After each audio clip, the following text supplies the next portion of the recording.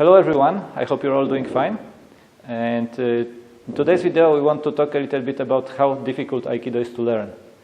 So you might see, sometimes you might experience yourself even when you practice Aikido when you begin, that you learn a technique and you learn to do a technique, you do it in a couple of trainings a couple of times, and then still it doesn't really work. I mean, it's difficult to make it work in a situation where the attack is a bit more spontaneous.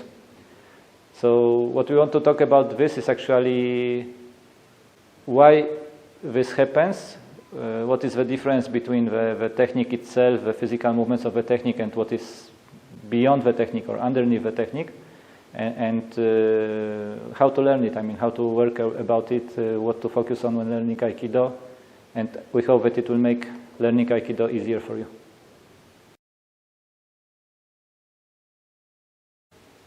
Hey, this is Durward, and so let's talk a little bit about this sort of unseen aspect of Aikido, which sometimes people find very difficult, especially if they're practicing this sort of energetic martial art. So when we practice a physical technique, we see the physical movements, we can feel them, everything feels concrete, even like footwork, we can have very specific footwork. We can be as detailed as we want, but sometimes that's not really enough. It's like, well, why are we doing these movements?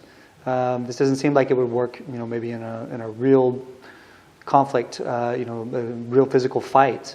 And in some ways, actually, that's very true. But there are other things that we're also discovering and looking at and practicing that are not seen. And this is a very important fact, a very important part of the practice. That was actually even first discussed by O-sensei, and when he talked about the manifest and the hidden.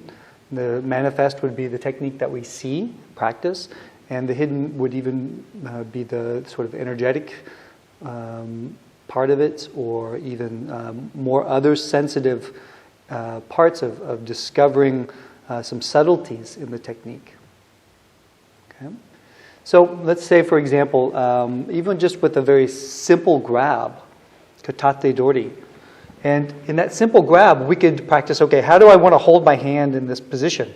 And we could go through all kinds of mechanics about how to make this, appropriate, and even maybe how to escape from it and things like that. And that is a great place to start because there's lots to learn here. Okay? But another aspect of learning here is to sort of feel how my partner is grabbing me. Okay? And if there's a lot of tension, if there's lots of energy, if there's a push, if there's a pull, and just sort of what state this particular grab is in. So what state is this conflict in? So we go beneath the form of the conflict and we feel what is happening, the state of the conflict. Okay? All right? Then I can actually even go even further. I can feel, obviously I can include my own state in this, and I can kind of get a feel for my partner. Okay, he's pretty solid, right? And where can I move from here? Okay, so from here, then, if I really feel this, certain movements are very difficult, so I can actually get a sense of becoming more subtle and finding out where that balance point would be. Okay, where he becomes uncentered.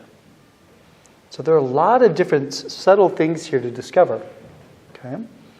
Now beyond that too, there's a way of practicing in Aikido that sometimes people miss. And yes, we could practice techniques sort of, what if the attacker does this to me and then I do something back to the attacker? Okay? This sort of one-on-one situation, or one against the other, win or lose. Okay? On a different level, and the way Aikido apparently was created was that you train together. Okay? In the sense that when my partner attacks me, of course, he's attacking me and giving me good energy so I can work with it and discover what to do in this particular conflict, but he's also learning. Okay? And he's also a part of the practice. Okay? So there's a subtle thing going on here where we're working together. And we want to be able to develop those subtleties together. So he allows himself to work on those subtleties as much as me. So it might be feeling, the anchoring on the ground, or it might be feeling how to connect into my partner's body, right? Or feeling just sort of that balance point. There's so many different things, and we've touched on many of these things in different videos. So discovering these things is not easy. The physical grab is easy. We can do this all day long. We could do this several times a day. We could do all different kinds of movements from here. Okay? But discovering the subtlety, like, okay, well, the energy wants to come here towards me. Okay, he wants to push in. So we learn what to do with that. Okay? And not just about the grab itself, but the whole situation, the whole state of the conflict. So actually, very often we learn these physical techniques in Aikido, right? So let's say I have a katate dori from Durward, so I will move to the cut out to the side, work on the elbow, enter, and then I have a movement here down, physical movement, where I actually take him down, break his balance, break his center line, and take him down, okay? But what if I include what Durward was saying about the balance? So actually from this point, I don't want only to go to the side and force the movement down here, but actually what I want is to get this balance point here. So actually by this moment, the technique is, or the movement, the taking balance of Durward is already almost done, because with this subtlety I connected into his center line, his balance, into his feet, and from here I can even enter just slightly, take the balance. Of course, the uke has to be receptive as well, in a way that he needs to sense it also. It's also a practice for the uke, as Durward explained before. So let's say in a real situation when he really wants to attack me, it might not work when I just go here and try to do something without touching him. This is just a practice to increase the level of subtlety in the practice. But then if he attacks for real, anyway, I will get his balance much easier and much quicker, because I'm already from the slow, delicate way of practicing, like feeling all these subtleties in the movement.